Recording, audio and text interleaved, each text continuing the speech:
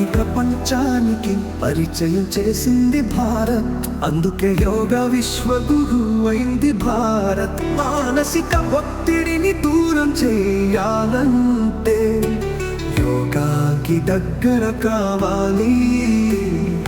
శారీరక అలసటని చిత్తే చెయ్యాలంటే ఆ సత్తువ యోగాకే ఉంది. ఆరోగ్యంగా ఉండాలంటే చెయ్యాలి యోగా. ఆనందంగా ఉండాలంటే చెయ్యాలి యోగా.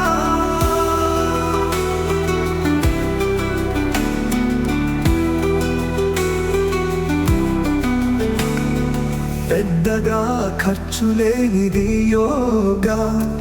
పిల్ల పెద్ద చేయదగినది యోగా. ఆరోగ్యాన్ని సులువుగా ఇచ్చేది యోగా. రక్తపోటుకి పోటే వేయాలంటే చెయ్యాలి యోగా. రోగాలు రాకుండా ఉండాలంటే చెయ్యాలి యోగా. ఆరోగ్యంగా ఉండాలంటే చెయ్యాలి యోగా. ఆనందంగా ఉండాలంటే చెయ్యాలి యోగా.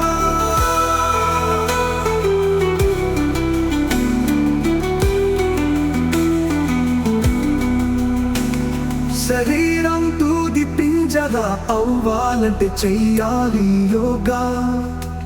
కోపానికి కళ్ళెం వెయ్యాలంటే చెయ్యాలి యోగా. తనువు మనసు ఒకటిగా ఉండాలంటే చెయ్యాలి యోగా.